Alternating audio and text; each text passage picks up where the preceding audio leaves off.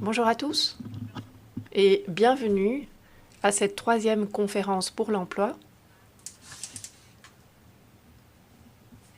Aujourd'hui, c'est un thème qui est très important pour l'Institut pour l'égalité des femmes et des hommes, à savoir l'égalité entre femmes et hommes sur le marché du travail. Sur l'emploi. Et je vais commencer en donnant quelques informations pratiques. Puis je passerai la parole à ministre Pierre-Yves Dermagne, vice-premier ministre et ministre de l'économie et de l'emploi, qui ouvrira cette conférence. Mais donc, l'interprétation simultanée sera assurée toute la journée, aussi bien ici dans la salle que pour ceux qui suivent la conférence en ligne. Dans la salle, vous pouvez écouter le néerlandais sur le canal 1 et le français sur le canal 2.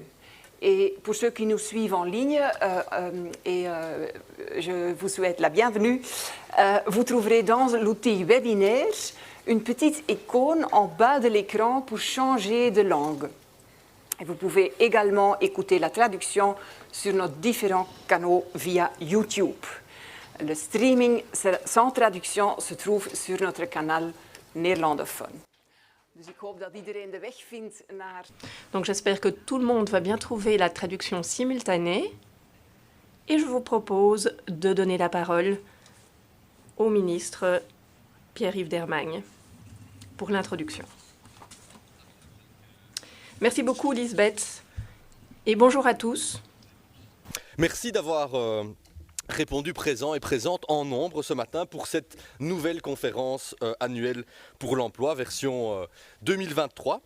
Un rendez-vous qui s'inscrit dorénavant dans l'agenda socio-économique de la rentrée et un rendez-vous qui nous permet de réfléchir ensemble aux meilleurs moyens d'augmenter le taux d'emploi de groupes spécifiques. Alors en 2021, comme vous le savez, nous avons ciblé les travailleurs âgés avec un focus sur les fins de carrière harmonieuses. L'an dernier, nous évoquions les travailleurs et les travailleuses d'origine étrangère. Et cette année, nous avons voulu mettre l'accent sur un groupe spécifique qui a la particularité de concerner la majorité de la population, à savoir les femmes. La majorité du genre humain, donc, qui, dans nos sociétés, comme vous le savez, commence enfin à recevoir la place qui lui revient. Alors c'est un progrès majeur, mais comme on dit dans ces cas-là, ce n'est qu'un début, continuons le combat.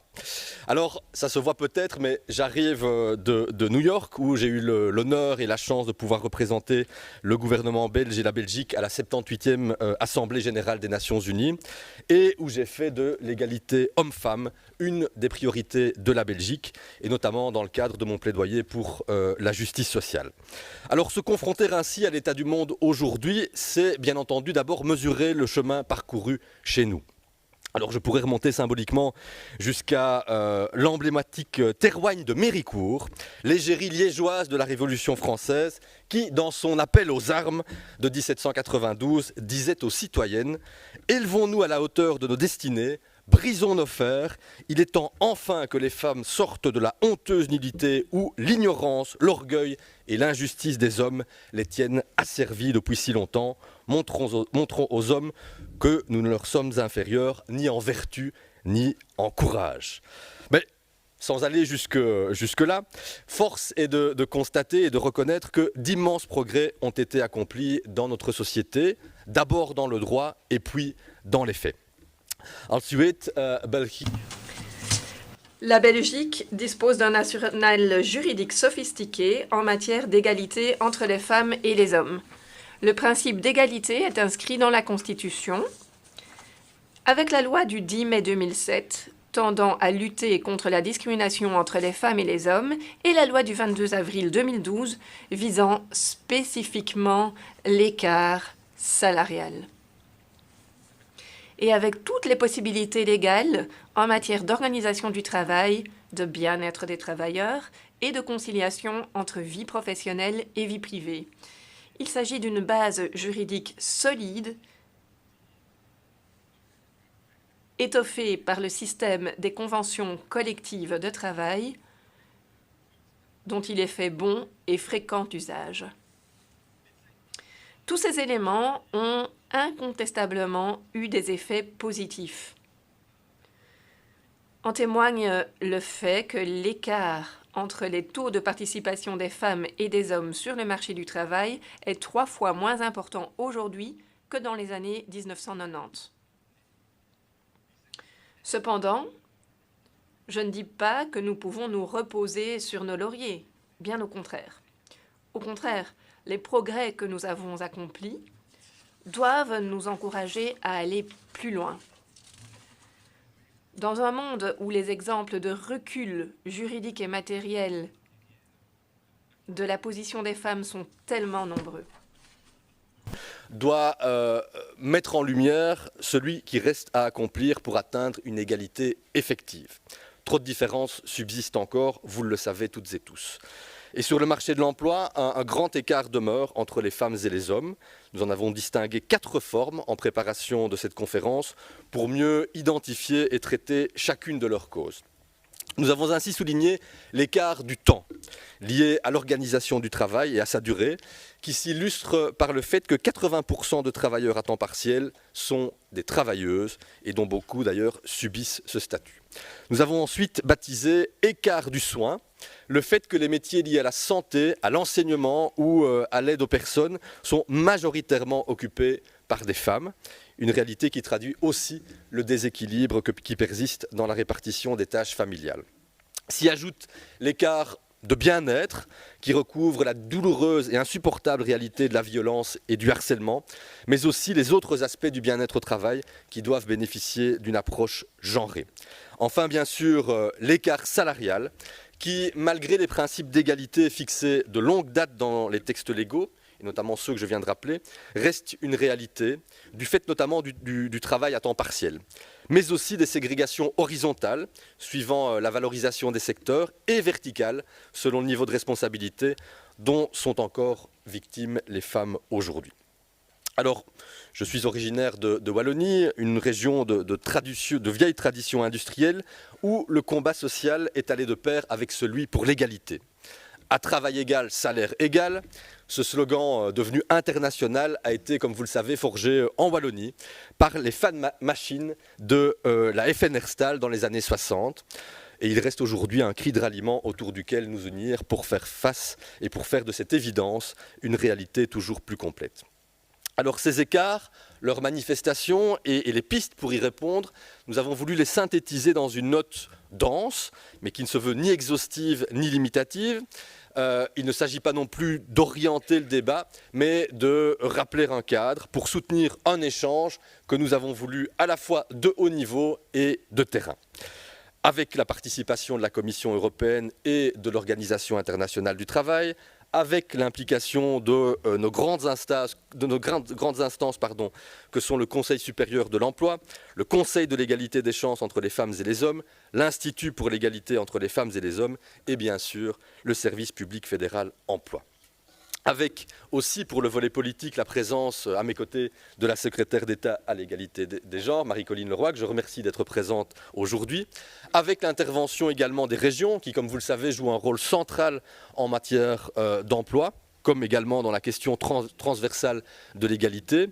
Et je tiens d'ores et déjà à remercier Madame et Messieurs les ministres Montréal, Bruns et Claire Failly pour leur participation cet après-midi. Et enfin, je me réjouis de l'accent qui sera également mis sur les bonnes pratiques déployées dans le secteur privé, dans le secteur aussi important que la construction, avec le projet Constructive, ou le secteur financier, avec la stratégie développée par Febelfin. Tous ces éléments conduiront à un échange ouvert entre les partenaires sociaux au sujet de la santé au travail, au sujet de l'écart salarial et aussi au sujet du temps de travail. Et c'est bien sûr le but recherché. Nous avons toujours considéré cette conférence comme un laboratoire d'idées. Des idées formulées par des personnes du terrain afin qu'elles soient ancrées dans la réalité et qu'elles puissent être appliquées concrètement. Cette année encore, je suivrai avec intérêt vos conclusions et vos recommandations afin de les mettre en œuvre pendant le temps qu'il nous reste jusqu'aux élections et sans doute aussi au-delà. Que cette édition 2023 de la conférence sur l'emploi se tient à un moment particulier, à la veille de la présidence belge du Conseil de l'Union européenne et aussi dans la perspective des élections sociales de 2024. 2 rendez-vous majeurs et donc 2 occasions à saisir. J'évoquais la bonne position occupée par la Belgique en matière d'égalité entre les femmes et les hommes. C'est bien entendu tout d'abord une satisfaction, mais c'est surtout une obligation. Car cela nous assigne une place à tenir et un rôle à jouer à l'avant-garde européenne. Et je souhaite donc que nous fassions figure d'exemple au cours de la présidence qui s'annonce. Cela passera notamment par la manière dont nous allons transposer la directive 2023-970 sur la transparence des salaires. Et j'entends que nous le fassions de manière rapide et ambitieuse pour pouvoir servir de modèle aux autres États membres. De même, nous veillerons à inscrire la question de l'égalité des genres parmi les priorités que nous porterons lors des conseils et événements organisés durant ce semestre de présidence belge. Les prochaines élections sociales sont également l'occasion de renforcer la participation des femmes dans les organes des entreprises, tant du côté des représentants des travailleurs que du côté des représentants patronaux. La loi du 5 juin 2023 garantit une plus grande transparence dans la composition des organes de participation. Cela donne du poids à notre ambition de faire progresser l'égalité à ce niveau également. C'est donc une année importante qui s'ouvre à nous. De cette introduction pour vous permettre de laisser un maximum de place et de temps aux présentations et surtout aux échanges. Des échanges que nous n'avons pas voulu académiques et dont je souhaite qu'ils soient directement tournés vers des applications concrètes, des pistes et des mesures qu'il appartiendra aux autorités d'analyser, de modéliser et de mettre en œuvre, bien entendu, au regard des objectifs que nous nous sommes fixés et qui nous réunissent, j'en suis certain, très largement. Merci encore à toutes et tous pour votre présence et surtout, excellent travail. Je vous remercie.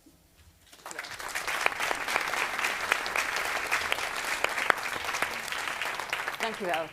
Dank u wel. En dan geef ik nu graag het woord aan... Je donne la parole à Madame Marie-Colline Leroy,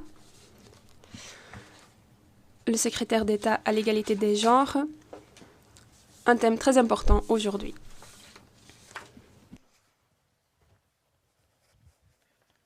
Dank u wel, Lisbeth. Merci, Lisbeth.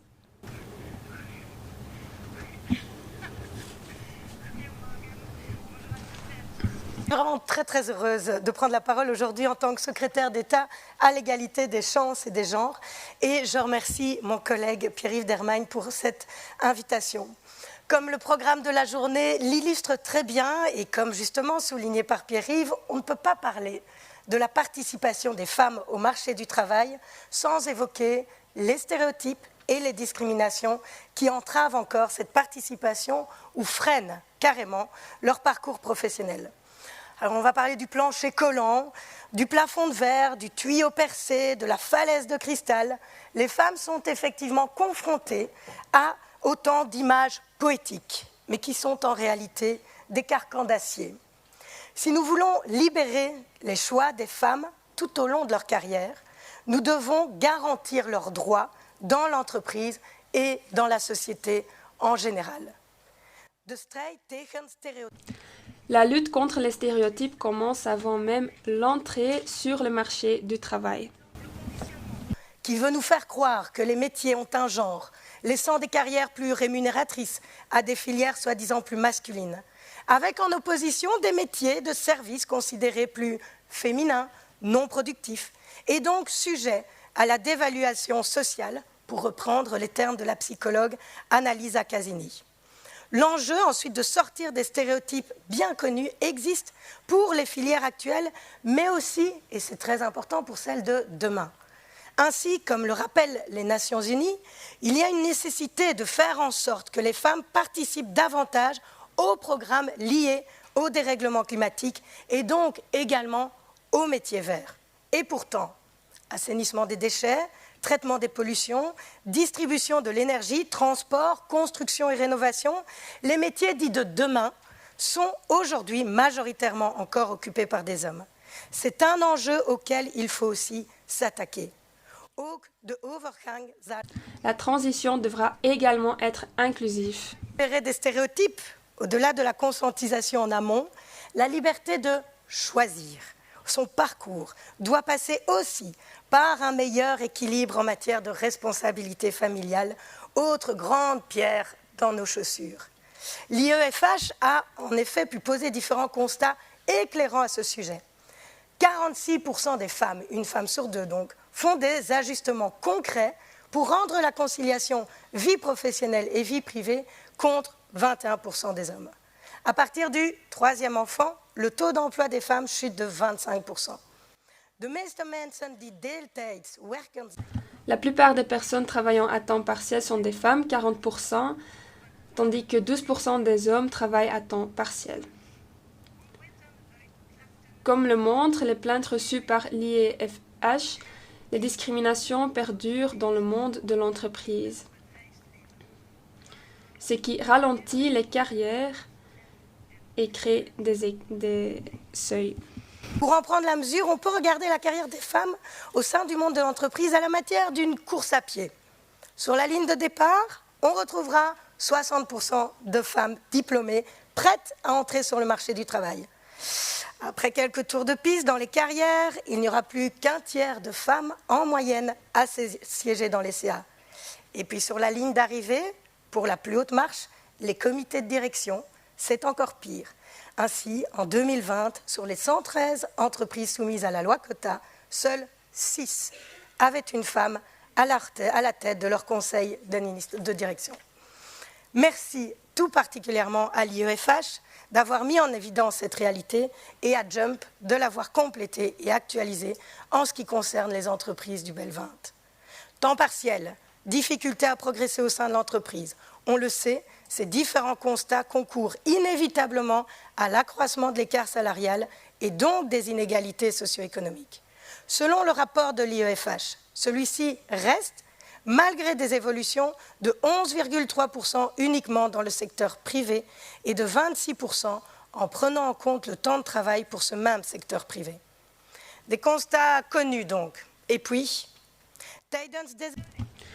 au cours de cette législature, un certain nombre de mesures ont déjà été prises pour améliorer l'égalité réelle entre les hommes et les femmes, telles que l'allongement du congé de naissance, l'amélioration de la législation antidiscrimination et la transposition de la directive sur l'équilibre entre vie professionnelle et vie privée. Mais l'ampleur des défis nous rappelle aussi la nécessité de rester ambitieux en permanence dans les paroles et dans les actes. La présidence belge de l'Union européenne qui s'annonce doit également pouvoir nous stimuler dans le rôle d'un pays moteur dans la lutte contre les inégalités de genre. À ce titre, je plaide pour une transposition ces prochains mois de la directive portant sur les quotas en entreprise. L'adoption d'une trajectoire forte concernant à la fois la révision des seuils pour les conseils d'administration et l'instauration de quotas pour les comités de direction. Pour permettre d'assurer une évolution logique au regard de la place des femmes dans notre société, mais aussi de renforcer la nécessité de travailler sur le parcours, la trajectoire et donc au progrès des femmes au sein des entreprises.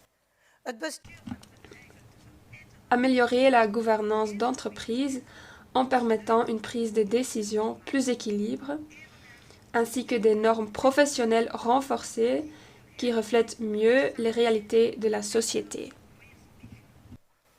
Un mot encore sur cet enjeu.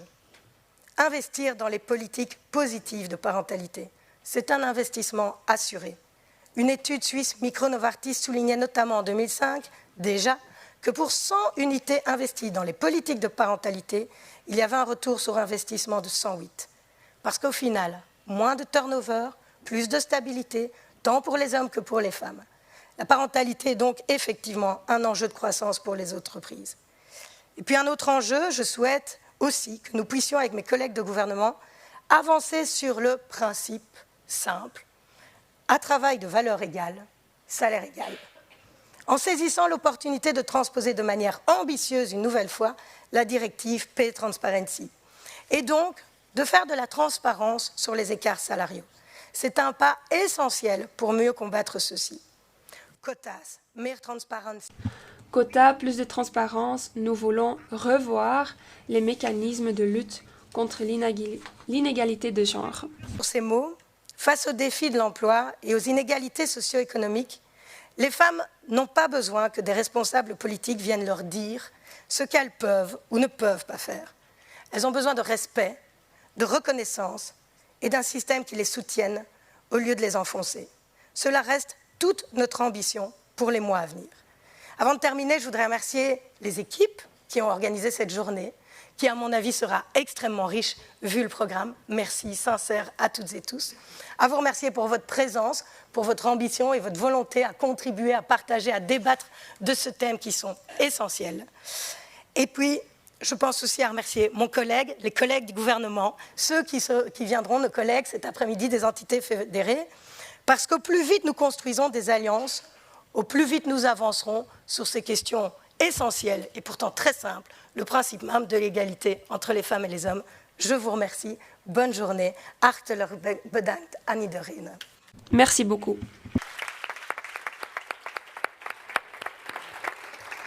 Dank u wel. Merci beaucoup. Voilà, nous avons officiellement entamé nos travaux. Les 3 prochaines présentations se concentreront sur la participation des femmes sur le marché du travail à différents niveaux qui sont importants pour nous, le niveau européen, le niveau mondial, et puis nous reviendrons sur la situation belge. Alors tout d'abord, je vais donner la parole à Madame Karen van de Kerkhoven, qui est chef de l'unité d'égalité des genres à l'Union européenne, à la Commission européenne, et elle va nous faire un point de la situation concernant les femmes dans l'Union européenne. Merci beaucoup, Lisbeth. Est-ce que vous m'entendez tous? Je vais basculer vers le néerlandais, si ça vous arrange. Merci d'abord beaucoup envers les organisateurs. Je voulais les remercier d'avoir mis ce point à l'ordre du jour de cette 3e conférence sur l'emploi. Il était temps, hein, si j'oserais dire, parce qu'en effet, lorsque nous parlons d'emploi, nous ne pouvons pas passer à côté de la situation spécifique des femmes sur les marchés du travail. Et je me réjouis également de voir, après les interventions du ministre et de la secrétaire d'État, je me réjouis de constater que beaucoup d'aspects qui sont au programme aujourd'hui sont des aspects qui sont également abordés au niveau européen, parce que la situation des femmes sur le marché du travail, ce n'est pas uniquement une préoccupation au niveau belge, c'est également une préoccupation dans tous les pays européens. C'est pourquoi l'Europe et la Commission européenne en particulier se penchent sur la question. Comme vous le savez, l'égalité des genres est l'une des grandes priorités de la Commission. Pour ceux qui auraient écouté Madame von der Leyen la semaine dernière, dans son discours sur l'état de l'Union la semaine dernière, eh bien, nous étions vraiment très fiers de voir que l'égalité des genres était importante en début de mandat, mais aussi en fin de mandat. C'était véritablement un thème qui était omniprésent dans ses priorités politiques. Au niveau européen, nous avons une stratégie en matière d'égalité des genres pour 2020-2025. Et l'un des objectifs de cette stratégie, bon, il y en a toute une série, mais l'un des objectifs de cette stratégie, c'est la mise en place d'une économie égalitaire en matière de genre. Parce qu'une économie égalitaire en matière de genre, bon, c'est vrai qu'il y a déjà beaucoup de progrès qui ont été réalisés, mais cette économie n'existe pas encore. Il existe encore des écarts de genre qui persistent. Et la plupart ont déjà été évoqués par le ministre et par la secrétaire d'État. La participation des femmes, bon, si on regarde la Belgique, mais aussi l'Europe dans son ensemble, eh bien, nous voyons que la participation des femmes au marché du travail est plus élevée que jamais. Au niveau européen, nous nous trouvons autour de 67-68%, mais cette participation reste largement inférieure à la participation des hommes. C'est également le cas en Belgique. et aussi dans presque tous les autres pays. Même si, de manière générale, en Europe, les femmes sont plus qualifiées que les hommes. Ça a déjà été dit, cet écart de participation sur le marché du travail est la conséquence d'une combinaison de plusieurs facteurs qui sont interconnectés et qui s'entretiennent mutuellement.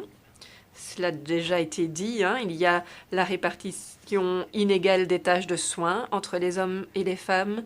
Cela fait en sorte que les femmes travaillent davantage à temps partiel. Cela fait également en sorte que les femmes sont davantage représentées dans les emplois moins bien rémunérés par rapport au secteur plus masculin. Il y a aussi le plafond de verre. De manière générale, les femmes gagnent moins que les hommes lorsqu'il faut faire un choix et décider qui restera à la maison pour s'occuper de certaines tâches de soins. Eh bien, généralement, sur le plan économique, pour la famille, l'impact financier sera plus limité si ce sont les femmes qui restent à la maison. Donc, ce sont tous des mécanismes qui font en sorte que cet écart persiste. On voit aussi qu'il n'y a pas de réponse unique à donner à ces différents défis qui sont posés pour améliorer les chances des femmes sur le marché du travail. C'est la raison pour laquelle, au niveau européen, différentes initiatives ont été lancées dans le cadre de la stratégie européenne pour l'égalité des genres. La plupart d'entre elles ont déjà été citées. Et l'idée, c'est chaque fois de contribuer à améliorer la situation spécifique des femmes. La situation qui est à l'origine d'un écart sur le marché du travail. Il y a un premier élément important sur lequel nous continuons à travailler au niveau européen. Il s'agit de l'équilibre entre la vie professionnelle et la vie privée. En 2021, il y a encore eu une enquête sur les forces de travail et il s'est avéré que près de 28% des femmes âgées de 25 à 49 ans qui n'étaient pas actives sur le marché du travail ont indiqué que le fait de s'occuper d'enfants ou d'adultes dépendants était la principale raison pour laquelle ces femmes n'avaient pas l'occasion de chercher du travail. Si on compare avec les hommes, eh bien le chiffre pour les hommes n'était que de 8%, donc l'écart était important. Avant la crise du Covid, donc en 2019, une directive connue, j'espère en tout cas, a été adoptée en vue d'améliorer l'équilibre entre vie professionnelle et vie privée. Donc c'était la Work-Life Balance Directive et l'idée était de faire évoluer les systèmes de congés familiaux comme le congé parental, le congé de paternité, le congé pour soins. Donc il fallait faire en sorte que ces régimes de travail deviennent plus attrayants pour les hommes.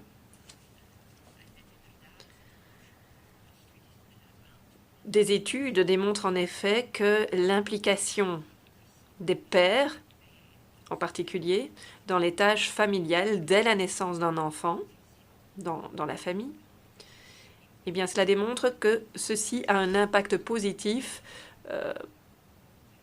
pour le reste de la vie de l'enfant.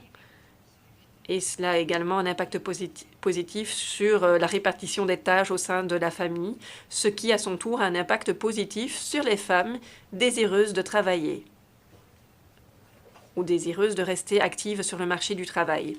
Naturellement, nous examinons les choses au niveau européen, pour tous les pays européens, et je pense qu'en Belgique, il y a déjà énormément de points positifs qui existent.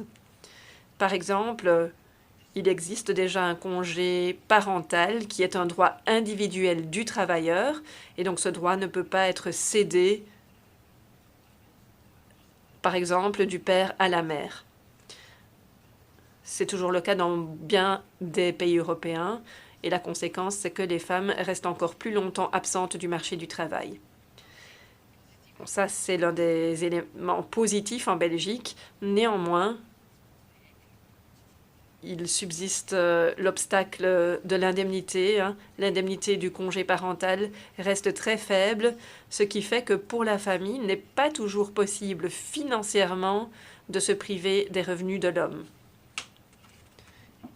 Et donc, par conséquent, il y a toujours plus de femmes qui prennent des congés parentaux que d'hommes. Même ici, à cet égard-là, je pense qu'il y a encore beaucoup de travail à effectuer en Belgique. Alors, les régimes de congés, les régimes de travail flexibles, tout cela, ça ne suffit pas pour permettre aux femmes de travailler. Naturellement, il faut pouvoir faire appel à des solutions de garde d'enfants abordables, accessibles et de qualité. Ça, c'est un point chaud, dirais-je, ici en Belgique. En décembre dernier, sur proposition de la Commission, le Conseil a adopté une recommandation qui invite les États membres à revoir les objectifs existants en matière de garde d'enfants.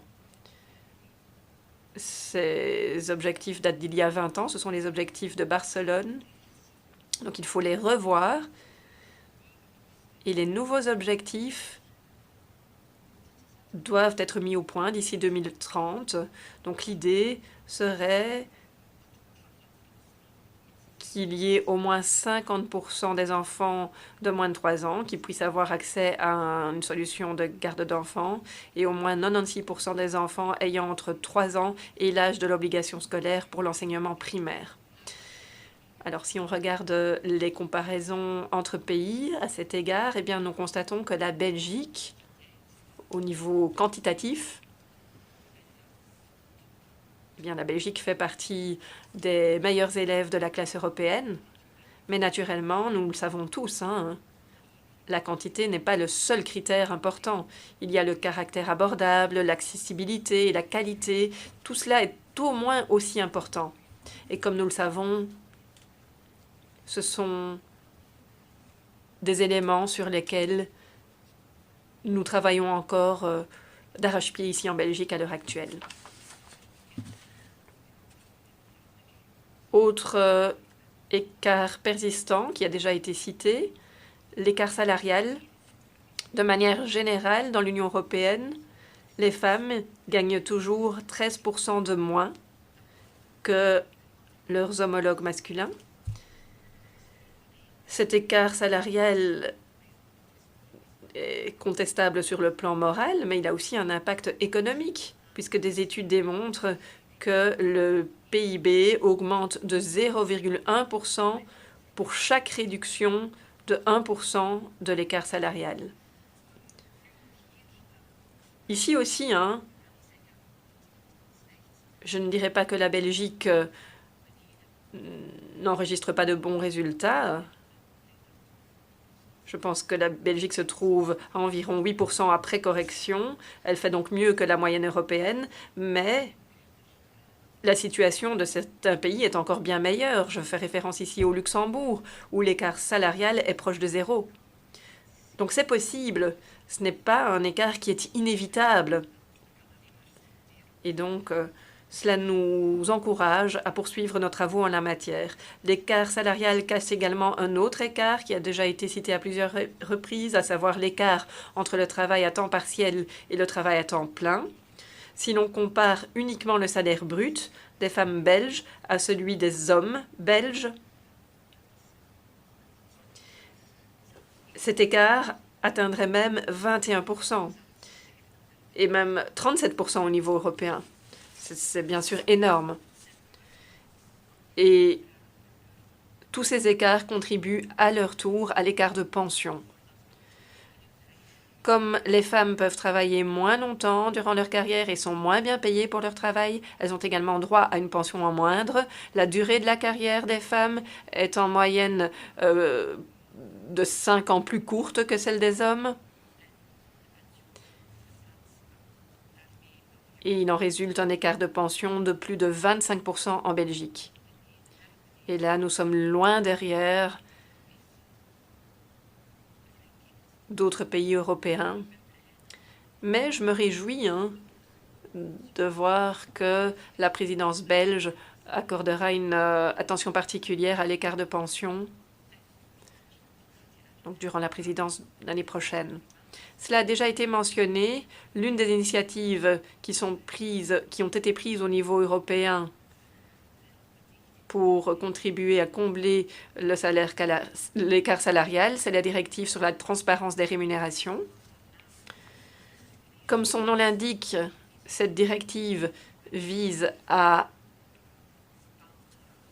améliorer la compréhension qu'ont les travailleurs de leur rémunération. Ils doivent également mieux comprendre les critères de la rémunération, tant durant la phase de candidature que pendant l'emploi. Il est souvent très difficile pour un travailleur d'estimer dans quelle mesure il ou elle est rémunéré de manière égale pour un travail égal ou équivalent par rapport à des collègues du sexe opposé. La directive impose également d'autres obligations. Elle met en place certains mécanismes, donc des obligations qui sont imposées aux entreprises qui doivent prendre des mesures structurelles. Et là, donc, je parle de grandes entreprises. Et donc, l'idée serait d'encourager les entreprises à examiner de près le mécanisme de rémunération afin d'identifier vraiment les inégalités, parce que bien souvent, ces inégalités sont cachées et ce n'est que par hasard qu'on les découvre ou vraiment lorsqu'on commence à creuser en profondeur. Nous savons que pour les entreprises, ce n'est pas vraiment une priorité. Donc, s'il y a des obligations qui leur sont imposées concernant le reporting, par exemple, on peut les obliger à étudier de plus près le mécanisme et donc cela peut contribuer à sensibiliser les entreprises par rapport à ces inégalités cachées. Dernier point que je voudrais citer, naturellement il y a encore beaucoup d'obstacles, mais c'est ici le dernier que je citerai. Et c'est un élément qui a déjà été abordé par le ministre et par la secrétaire d'État. Il s'agit du plafond de verre. Ce plafond de verre reste une réalité en Belgique, mais aussi au niveau européen. Les femmes restent sous-représentées dans les fonctions dirigeantes, dans les sociétés cotées en bourse de l'Union européenne. Le conseil d'administration n'est composé que d'un tiers de femmes. Et lorsqu'il s'agit des présidents de conseils d'administration ou des CEO, eh bien là, on arrive à peine 7,5% ou 8%, ce qui est vraiment très faible. Et à l'heure actuelle, alors qu'il y a tant de femmes hautement qualifiées et tant talentueuses, ces chiffres sont carrément incompréhensibles. Au niveau européen, cela a déjà été dit, l'année dernière, après 10 ans de négociations, bon, ça prend du temps, mais donc une directive a finalement été adoptée pour améliorer l'équilibre entre hommes et femmes parmi les administrateurs de sociétés cotées en bourse. Cette directive ne contient pas de quotas contraignants. C'est une directive qui a été proposée il y a 10 ans par la Commission. Peut-être qu'aujourd'hui, nous irions même plus loin. Mais bon, donc il n'y a pas de quotas contraignants. Il s'agit plutôt d'objectifs que les entreprises sont censées atteindre. Et à cet égard, bon, la Belgique a déjà une longueur d'avance, puisque nous avons déjà des quotas contraignants, ce qui a eu un grand impact, je pense, sur les conseils d'administration belges. Dans tous les cas, bon, c'est une nouvelle directive. Naturellement, ce sont des normes minimums que nous pouvons adopter au niveau européen. Mais il faut aussi que tous les États membres, ou du moins une majorité d'entre eux, une majorité qualifiée des États membres se montre en faveur. Donc ça reste un compromis. Mais là aussi, c'est une occasion de voir au niveau belge quelle est la situation. C'est aussi une occasion de prendre d'autres mesures, et je l'espère que ces mesures iront beaucoup plus loin que les normes européennes que nous adoptons ou que nous pouvons adopter au niveau européen. Il y a encore énormément d'autres éléments qui jouent un rôle sur la participation des femmes sur le marché de l'emploi. Je pense en particulier à des aspects tels que le harcèlement sexuel et la violence au travail ou l'impact de la violence domestique sur le travail.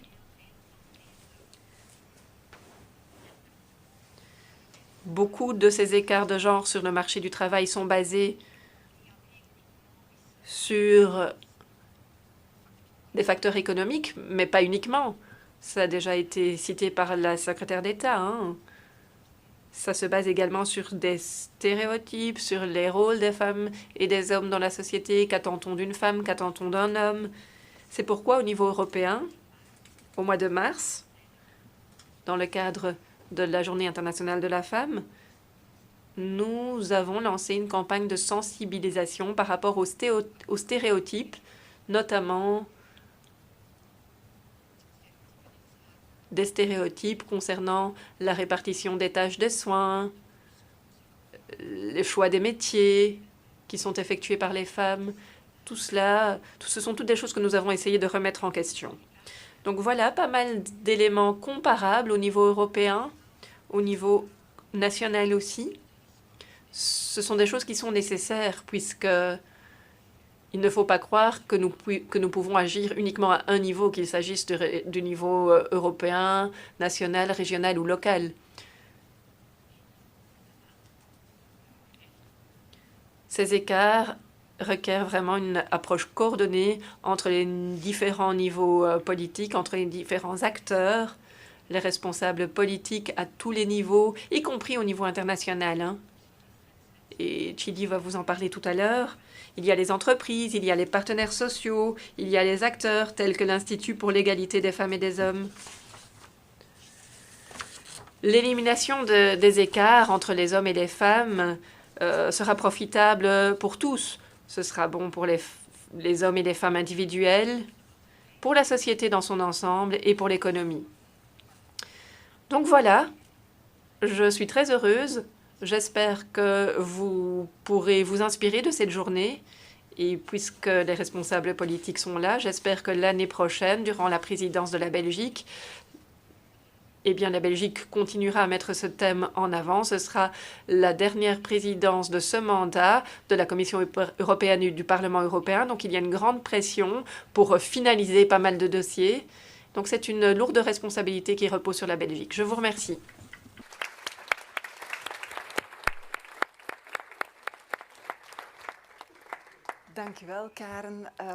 Merci beaucoup pour ce retour sur la situation européenne. À Madame Chidi King. Merci beaucoup pour être avec nous aujourd'hui. C'est clair qu'aussi au niveau international, il y a beaucoup qui bouge et qui est intéressant et important pour un pays comme la Belgique. Et donc, on est très content d'avoir vous avec nous. Et je vous donne la parole. Voilà. Merci beaucoup, Lisbeth. Monsieur le vice-premier ministre et ministre de l'économie et du travail, Pierre-Yves Dermagne, qui je remercie pour sa participation à un événement de l'OIT à New York sur l'égalité salariale, pas plus tard qu'avant-hier, je crois. J'espère que le décalage horaire n'est pas trop lourd, hein. Madame Marie-Colline Leroy, secrétaire d'État à l'égalité des genres, à l'égalité des chances et à la diversité. Madame Karin van der Koeken, Commission européenne, Monsieur Steven van der Keuren, excuse-moi, Conseil supérieur de l'emploi. Honorables invités, mesdames et messieurs, c'est un plaisir de pouvoir assister à cette 3e conférence annuelle sur l'emploi et un honneur de prendre la parole devant vous aujourd'hui au nom de l'Organisation internationale du travail. Je tiens en particulier à remercier Monsieur le vice-premier ministre et ministre de l'économie et du travail pour son invitation, comme déjà dit. Plaisir d'autant plus accru de par le thème à l'ordre du jour, la participation des femmes au marché du travail.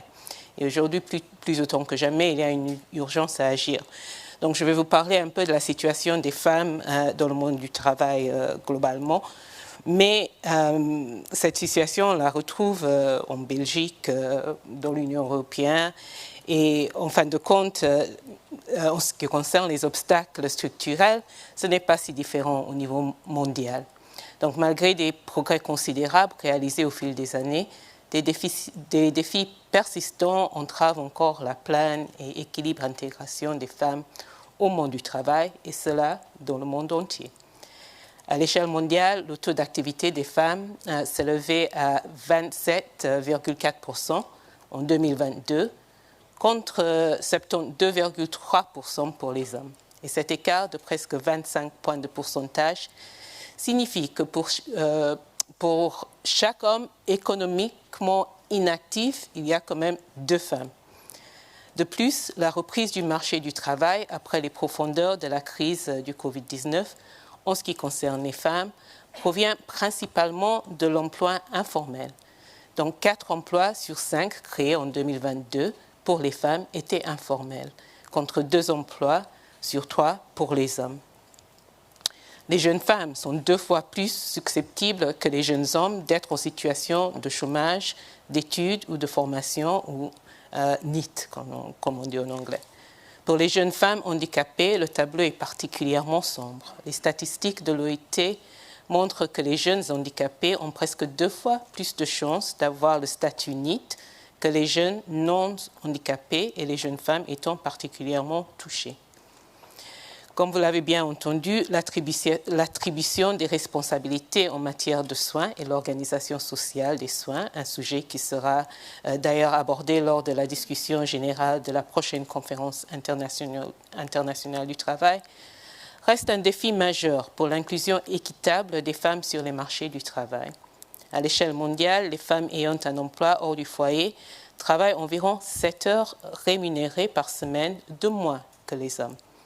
Elles consacrent également en moyenne 4 heures et 25 minutes par jour à effectuer des soins non rémunérés, contre seulement 1 heure et 23 minutes passées par les hommes. La part disproportionnée et inégale du travail de soins non rémunéré qui incombe aux femmes a donc un impact non seulement sur leur participation au marché du travail, mais aussi sur les heures qu'elles travaillent lorsqu'elles sont employées et par conséquent sur les rémunérations et revenus, leur progression sur le marché du travail et leur pension et leur présence aussi, il faut bien le dire, dans l'économie informelle où la majorité des femmes travaillent dans le monde entier. Bien que les femmes représentent une part importante de la main-d'œuvre, elles sont sous-représentées aux échelons supérieurs des entreprises et des institutions, comme vous l'avez déjà entendu. En 2022, la proportion de femmes occupant des postes d'encadrement supérieur et intermédiaire était inférieure à 35% dans la moitié des pays du monde. L'écart salarial entre les hommes et les femmes reste en moyenne à 20% mondialement.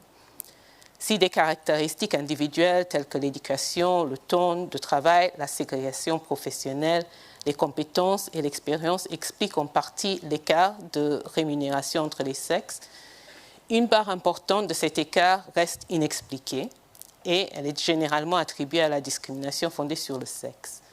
L'écart est encore plus important pour les femmes qui sont confrontées à une discrimination supplémentaire fondée par exemple sur la race, le handicap, le statut d'autochtone ou de migrant. Cette disparité salariale est le reflet de normes sociales et de stéréotypes, je le répète, de genres tenaces qui persistent dans nos sociétés, notamment en ce qui concerne les rôles reproductifs et les responsabilités en matière des soins. Autre défi majeur, la violence et le harcèlement dans le monde du travail. Plus d'une personne sur 5 ayant un emploi l'aura connu au cours de sa vie active.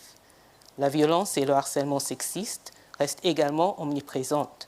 Les données récentes de l'OIT montrent qu'en 2022, les jeunes femmes étaient 2 fois plus susceptibles que les jeunes hommes d'être victimes de violences et de harcèlement sexuel, et les femmes migrantes étaient presque 2 fois plus susceptibles que les femmes non migrantes de signaler des violences et du harcèlement sexuel.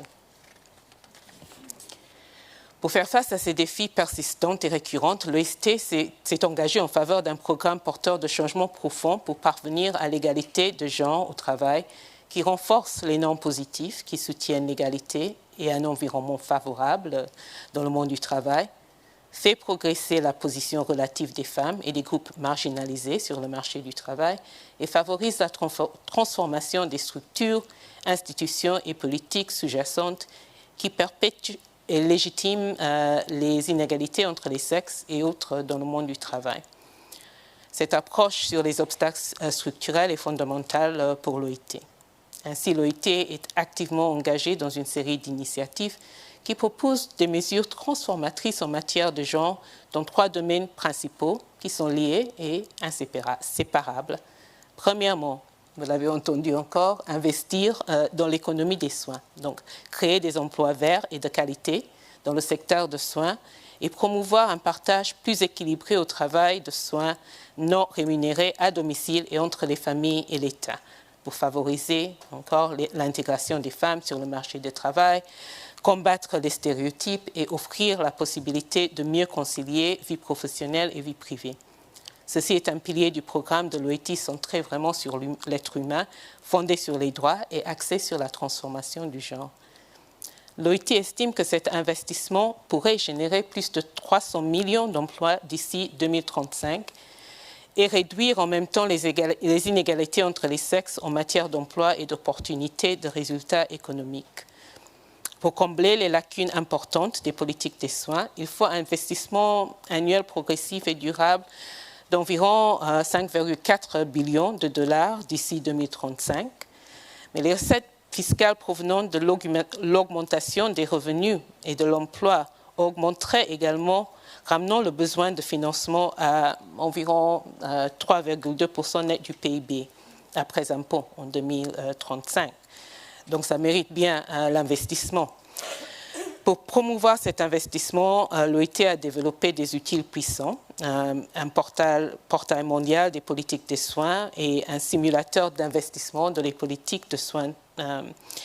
Et travaille à côté d'autres organisations de l'ONU, co-dirigeant par exemple le groupe sectoriel de l'économie des soins de l'accélérateur mondial des Nations Unies pour l'emploi et la protection sociale pour des transitions justes.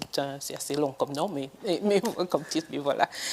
Et cela vise à soutenir d'ici 2030 la création de 400 000 emplois et à attendre la protection sociale aux 4 milliards de personnes qui actuellement sont laissées sans protection. Et c'est avec gratitude que nous reconnaissons la généreuse contribution de la Belgique qui s'est engagée à investir à la hauteur de 3 millions d'euros pour l'initiative globale. Donc, merci beaucoup. Et cela récemment, lors de l'initiative à haut impact en marge de l'Assemblée générale des Nations unies. Cet engagement se reflète pour l'OIT également dans notre programme et budget avec un produit dédié à accroître la capacité de nos mandants à promouvoir les investissements et le travail décent dans l'économie de soins. Deuxièmement, la promotion de l'égalité de rémunération pour un travail de valeur égale ou équité salariale est un droit fondamental au travail, qui est inscrit dans la Convention de l'OIT sur l'égalité de rémunération de 1951, la Convention 100, ainsi que dans notre Constitution. Et à l'exception de 13 pays, la plupart des pays du monde ont ratifié cette Convention. Cependant, la mise en œuvre effective reste faible. Et c'est pourquoi l'OIT, en collaboration avec l'OCDE et l'ONU Femmes, co-dirige la Coalition internationale pour l'égalité salariale, EPIC, qui aide les gouvernements, les organisations d'employeurs et de travailleurs, le secteur privé et d'autres parties prenantes à prendre des mesures concrètes pour réduire l'écart de rémunération entre les sexes.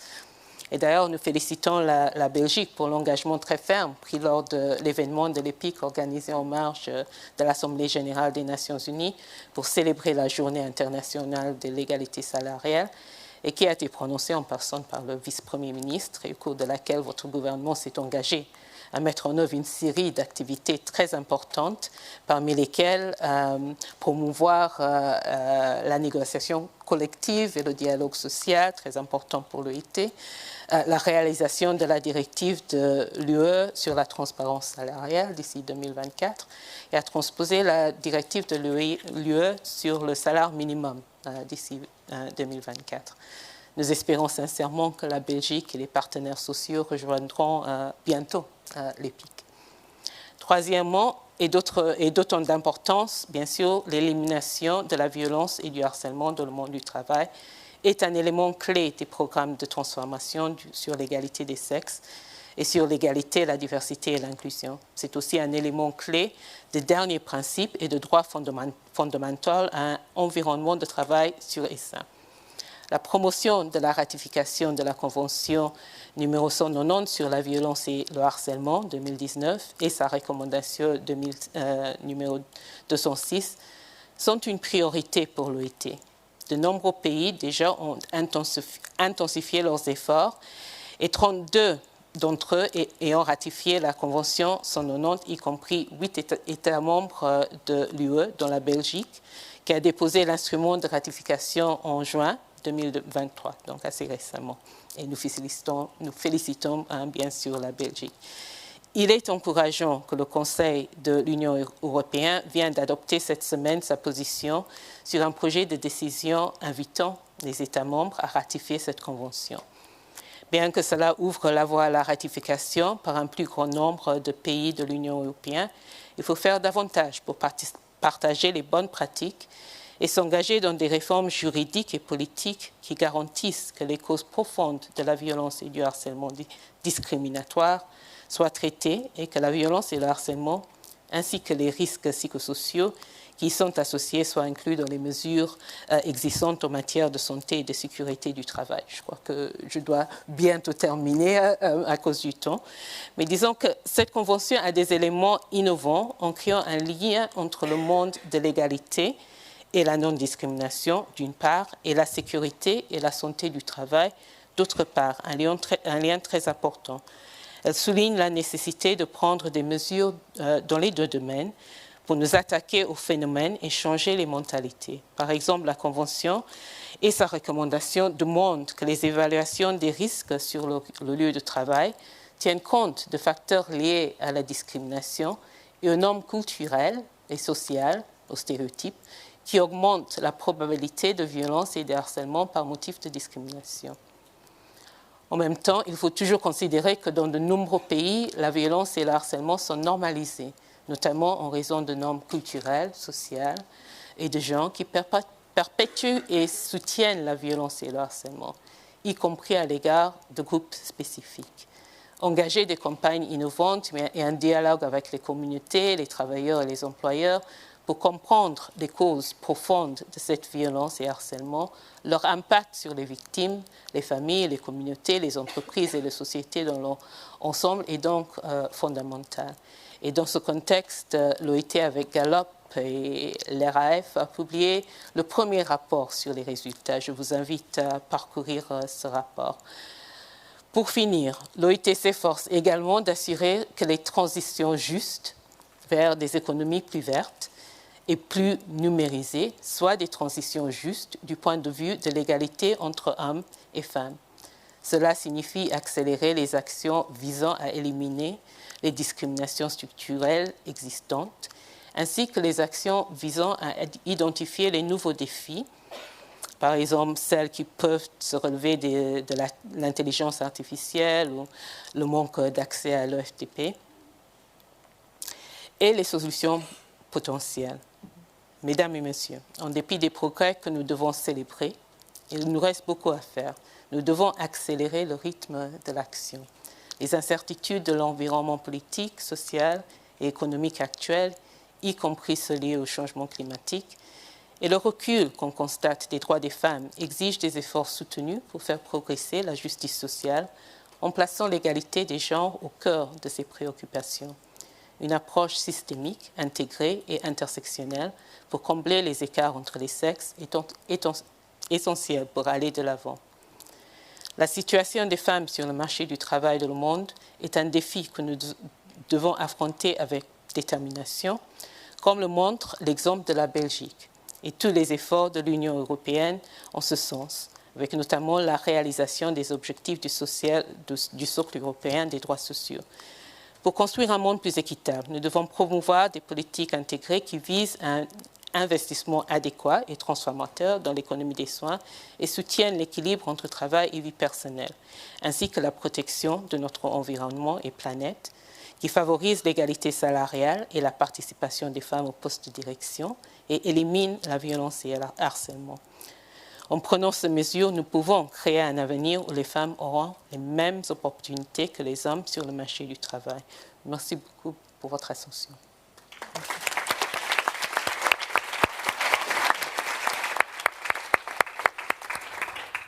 Merci beaucoup, Madame King, pour ce perspective internationale avec des défis qui sont aussi les nôtres.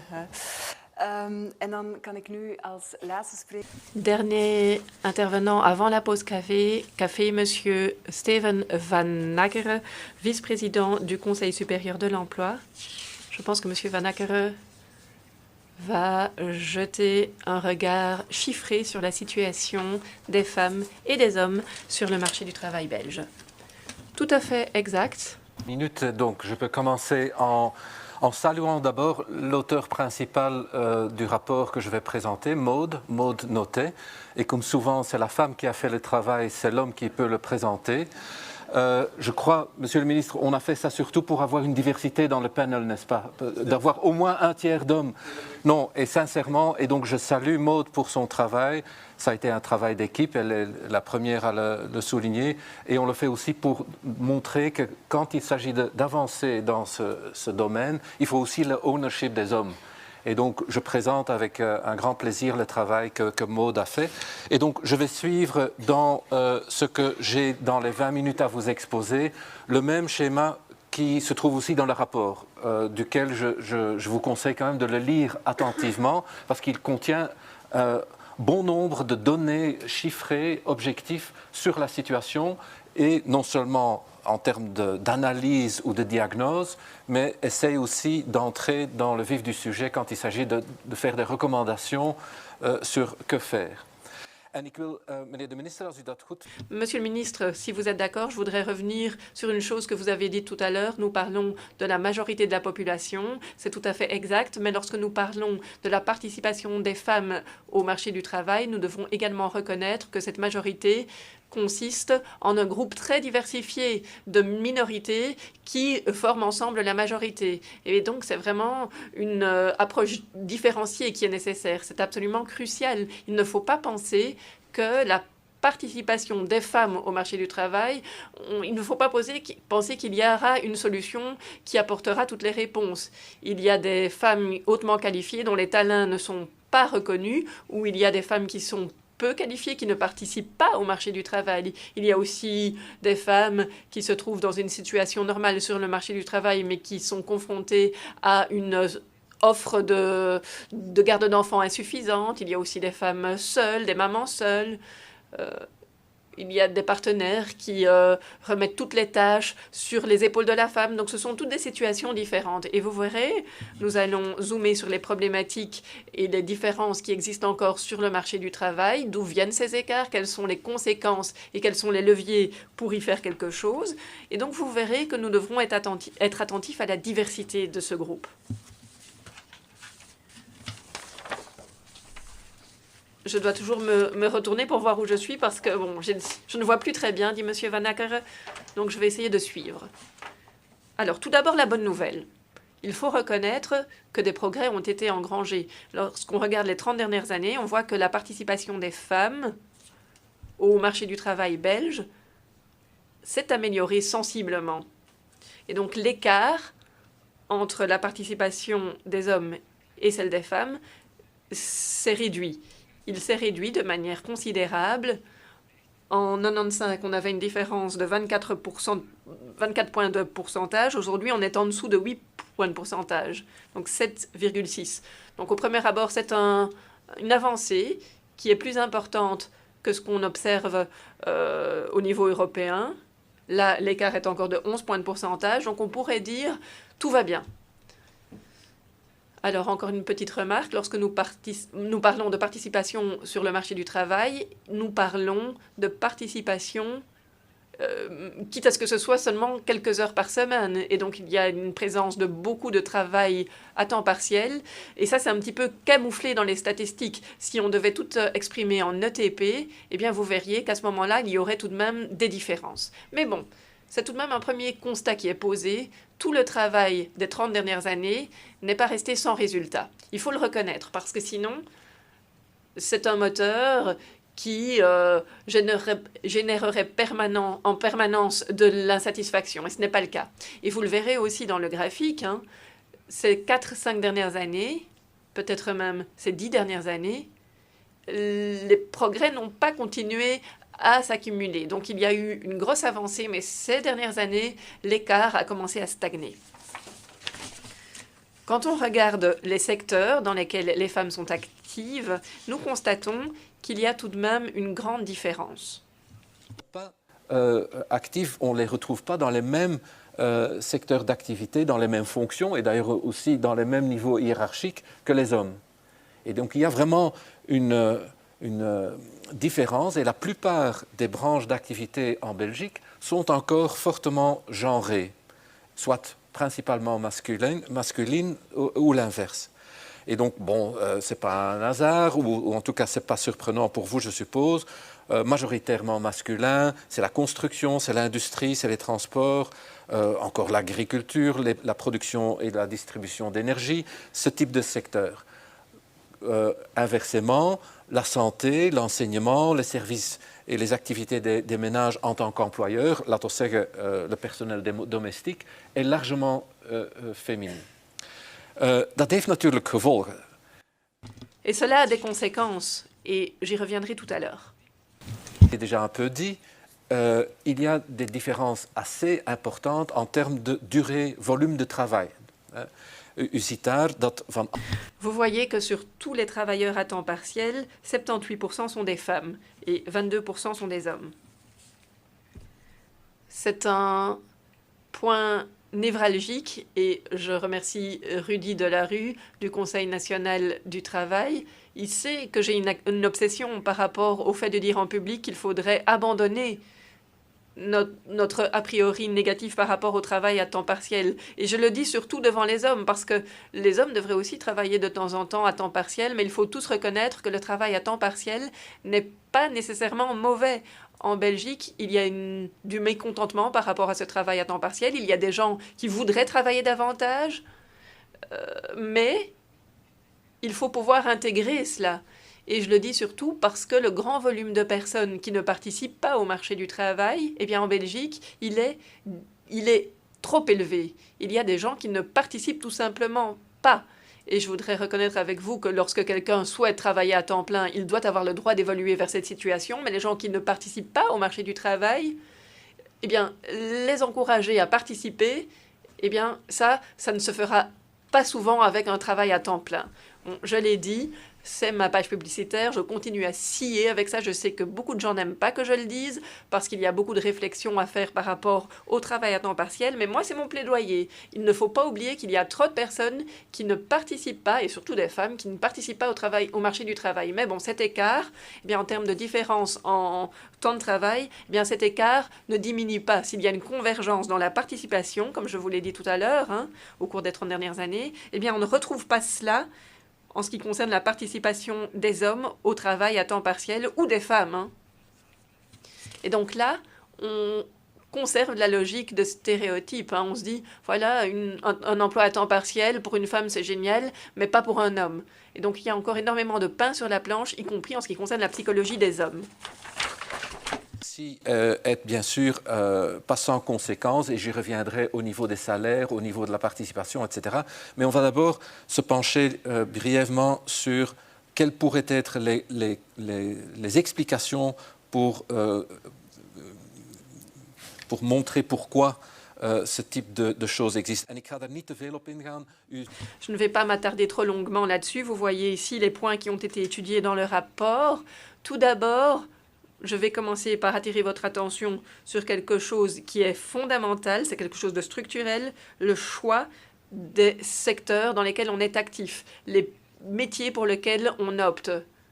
ou pour lesquels on est choisi, il y a toujours une interaction. Et naturellement, le parcours scolaire, ça c'est quelque chose qui est déterminant. Et donc le choix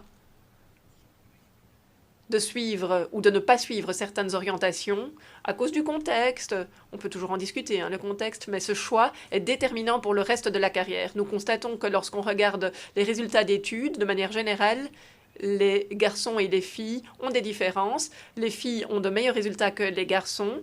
Donc, objectivement, nous constatons que si quelqu'un venait d'une autre planète et devait voir quelle était la meilleure catégorie à l'école, eh bien, cette personne s'attendrait tout de même à ce que cette catégorie-là ait les meilleures chances sur le marché du travail.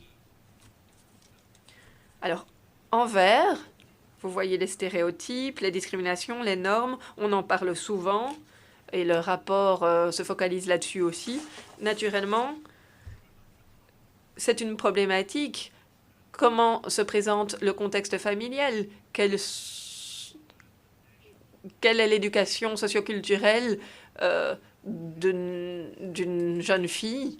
Est-ce qu'elle reçoit suffisamment d'opportunités ou pas? Et il existe aussi peut-être certaines préférences qui peuvent donner lieu à un choix réfléchi. Tout n'est pas par définition une question de victimisation.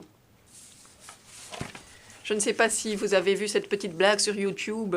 Il y a un comédien qui disait aux dames dans le public « Vous n'êtes pas une princesse, votre père vous a menti ». L'idée de « vous êtes une princesse », en fait, le rêve serait plutôt de dire I want to be an astrophysicist, je veux être astrophysicienne. Ça devrait être normal pour une jeune fille.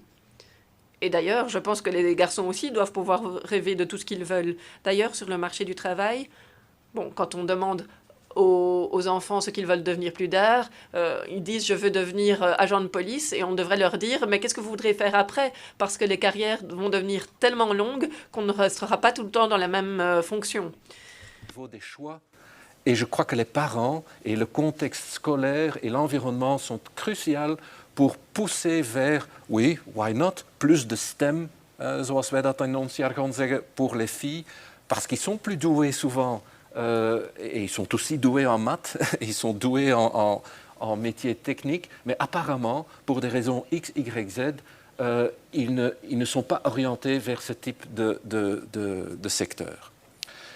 Alors, autre chose qui est bien sûr très très parlant en die ook een enorme stempel op de kant. Et ça a un impact énorme sur les opportunités des femmes et des jeunes filles. Et je parle ici de la problématique des soins aux enfants. Il y a aussi du travail sociétal à effectuer. Les papas vont devoir apprendre que on peut être très satisfait lorsque l'on est responsable de certaines tâches qui sont très valorisantes, mais à l'heure actuelle, apparemment, ce sont des tâches qui font toujours l'objet d'un carcan de spécialisation, disons. À gauche, vous voyez les gens qui n'ont jamais travaillé parce que ces gens devaient s'occuper des enfants et vous voyez que pour les hommes, c'est quelque chose de pratiquement inexistant. Les hommes avec une faible formation, là vous voyez une petite part de ces hommes qui disent « je n'ai pas été travailler parce que je voulais m'occuper de mes enfants ». Pour les femmes, c'est beaucoup plus souvent le cas. Et vous voyez que cela diminue un petit peu à mesure que le niveau de diplôme augmente. Pour les femmes peu qualifiées, c'est plus fréquent. Ces femmes disent plus souvent « je n'ai pas participé, je ne vais pas aller travailler parce que je dois m'occuper de mes enfants », alors que pour les femmes hautement qualifiées, ça se présente encore, presque autant que pour les hommes peu qualifiés, mais quand même beaucoup moins. Et à gauche, ici, vous retrouvez les interruptions de carrière. Et là, vous voyez l'inverse, les femmes hautement qualifiées qui sont bien conscientes de l'importance d'avoir un bon contexte pour leurs enfants, eh bien ces femmes-là sont plus rapidement disposées à interrompre leur carrière pour aller s'occuper de leurs enfants. On le constate un petit peu moins pour les femmes peu ou moyennement qualifiées, mais vous voyez en tous les cas que c'est disproportionnel par rapport aux hommes. Chez les hommes, c'est peut-être symbolique, enfin je vais peut-être pas dire ça, mais c'est vraiment un phénomène qui est beaucoup plus limité. De tout ce que je voulais vous expliquer en termes de... Mais vous avez déjà, je crois, eu un certain nombre de commentaires sur ce sticky floor, de vaststelling dat eigenlijk wanneer wij kijken naar de Belgische Lorsqu'on regarde le marché du travail belge, eh bien, on ne voit pas qu'il y a énormément de discrimination à l'embauche. Peut-être ici et là, mais en toute honnêteté, au niveau du recrutement, c'est encore correct. Mais c'est après le recrutement qu'on constate que le plancher collant est bien réel. Les femmes ne font pas l'objet de promotion. Et là, on constate tout de même qu'il est difficile d'expliquer ça avec des facteurs objectifs. Et donc, il y aura tout de même des stéréotypes et des discriminations. Donc c'est vraiment toute l'idée du plafond de verre. Bon, je ne vais pas trop longuement m'attarder là-dessus, mais les rapports du Conseil supérieur pour l'emploi traitent ces sujets, les prend au sérieux et ne le considèrent pas comme quelque chose de subjectif. Donc sachez qu'il y a des preuves par rapport à tout cela. Les conséquences de ces écarts de genre.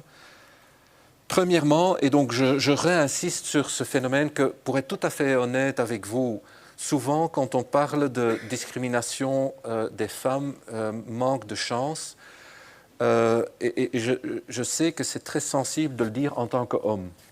Mais moi je voudrais quand même plaider en tant qu'être humain de ne pas réduire ce phénomène à la situation des femmes hautement éduquées. Ce qui est typiquement pour ceux qui étudient, qui réfléchissent, qui analysent, est quelque chose qui est très proche de leur vie réelle. Et je n'en disconviens pas qu'il y a de ça. Mais quand je constate la masse des femmes en Belgique qui ne participent pas au marché du travail, je me dis que sociétalement, le glass ceiling, de glass cliff, ja, allemaal really important. Tout ça, c'est très important, hein. Peut-être que lorsqu'il y a un sale travail à faire, on dit oui, la femme peut le faire, c'est possible, hein, tout ça. Maud, c'est vous qui avez rédigé le rapport, je peux le présenter. Il y a de tout, mais dans l'intérêt de la société, je pense qu'il faut réfléchir à la manière dont nous veillons à ce que les femmes faiblement qualifiées puissent obtenir de bonnes chances sur le marché du travail. Et en termes de nombre de personnes, je pense que ça concerne énormément de gens. Et donc l'un n'exclut pas l'autre. S'il vous plaît, essayons de pouvoir dire que à certains endroits, les femmes ne reçoivent pas les chances auxquelles elles ont droit. Et donc je pense qu'ici, moi je constate que lorsqu'on est faiblement qualifié en Belgique, on ne participe pas au marché du travail de façon disproportionnée, et c'est un problème qui est beaucoup plus grave en Belgique que dans les autres pays européens. C'est véritablement notre problème. Il y a énormément de résultats que nous pouvons vous montrer, et là on peut dire que l'écart est meilleur en Belgique que dans le reste de l'Europe, mais en ce qui concerne la participation au marché du travail des inactifs, nous enregistrons de très mauvais résultats, et aussi lorsqu'il s'agit d'intégrer les personnes faiblement qualifiées. Donc on est très exclusif par rapport à ça. Donc il faudrait essayer d'y travailler. Premier grand problème. Ensuite, les femmes, je l'ai déjà dit, ils sont plus souvent à la tête des familles monoparentales. Vous voyez à droite que cela implique quelque chose en termes de nombre de femmes qui vivent dans un environnement à très faible intensité de travail. Dus niet werken of zeer weinig werken. Dat komt, als je daar rechts kijkt... Ça, c'est dû... Ça se présente plus ou moins 5 fois plus souvent lorsqu'il s'agit de femmes isolées plutôt que de couples. Lorsque vous êtes isolé en Belgique, les risques que vous n'ayez pas d'emploi sont 5 fois plus importants. Lorsque vous regardez à gauche, eh bien, il y a le risque de pauvreté ou d'exclusion sociale, et ce risque est plus de 3 fois plus élevé lorsque vous êtes isolé par rapport aux mêmes caractéristiques, mais avec un partenaire. Ça, c'est un slide que j'ai demandé à Maud, mais c'était sur la base d'une intuition, et cette intuition n'est pas totalement reconfirmée. Je vais vous dire ce que j'ai dit à Maud. J'ai dit à Maud, voilà, j'ai l'impression que les secteurs qui sont très penchés ou qui sont très masculins, très féminins, j'ai l'impression que ces secteurs sont plus souvent confrontés à des offres d'emploi qui n'arrivent pas pour lesquels ils n'arrivent pas à trouver quelqu'un. Et donc, je lui ai dit, essayons d'améliorer la participation des femmes dans les secteurs. Ainsi, en tant qu'employeur, on pourra enfin trouver des personnes pour nos offres d'emploi.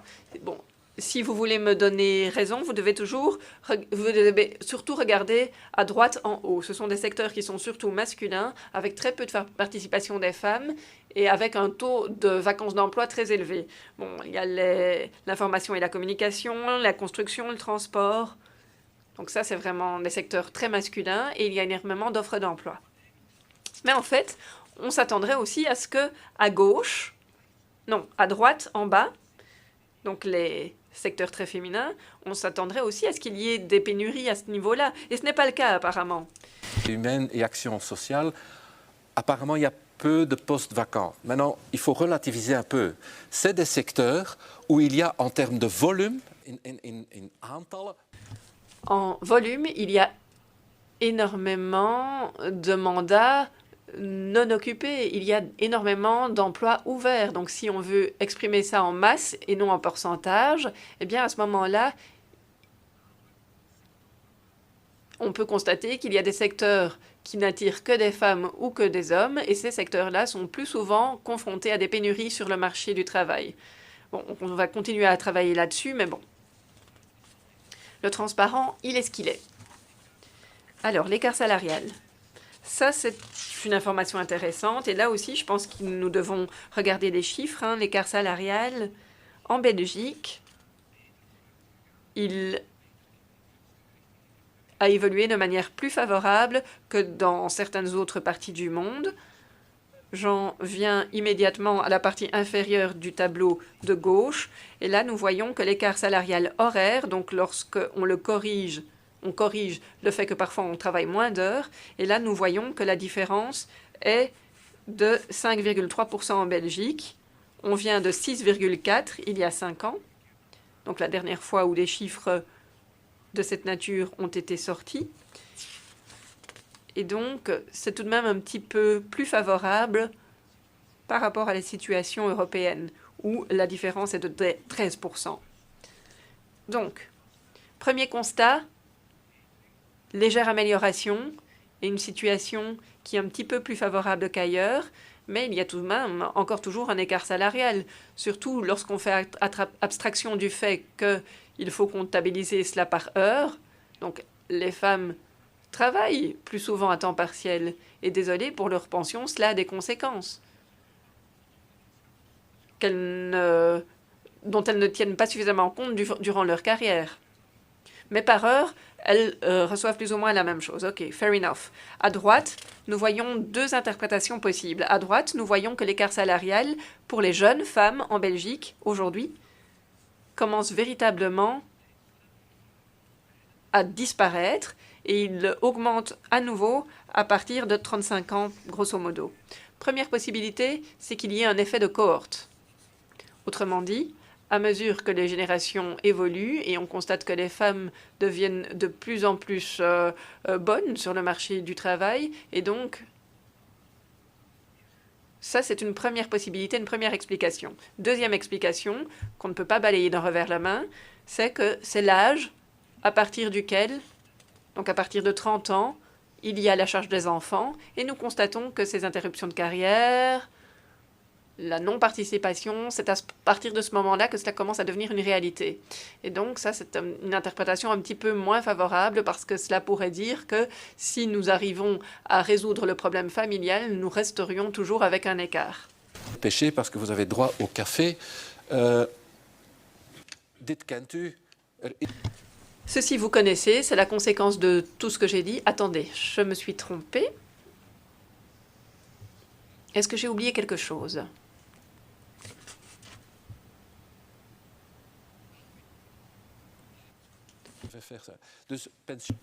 Les pensions, les revenus de pension des femmes, et malheureusement, ça va encore durer un certain temps,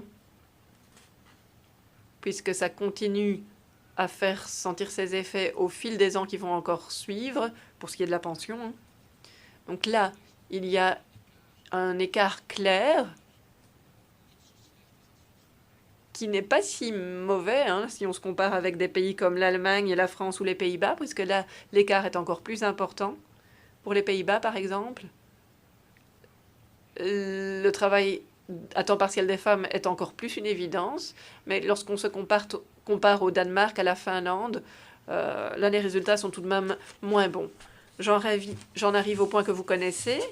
En Belgique, notre situation est encore plus mauvaise que dans d'autres pays lorsqu'il s'agit de donner aux femmes des positions de directeur ou de PDG.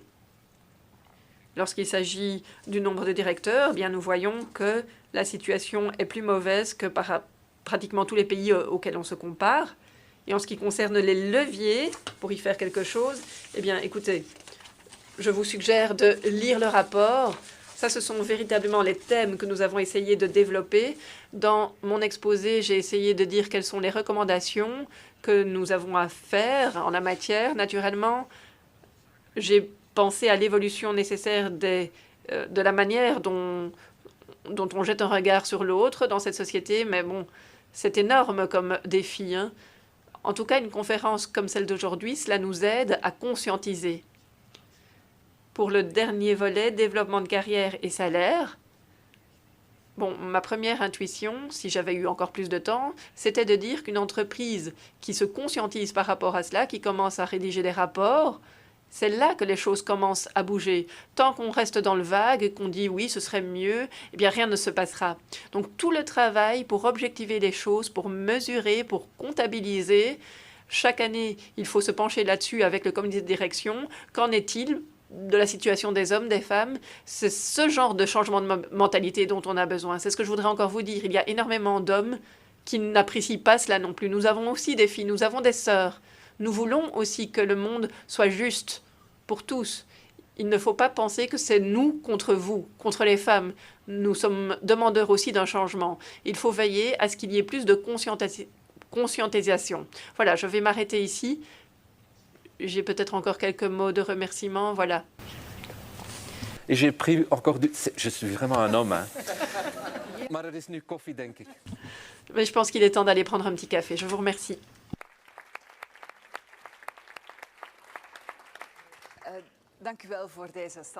Merci pour cet état des lieux de la participation des femmes au marché du travail belge. En effet, maintenant, nous avons une quinzaine de minutes pour prendre un petit café. Vous pouvez le prendre ici, dans la salle juste à côté, et nous nous revoyons à 11h20. On recommence à 11h20. À bientôt.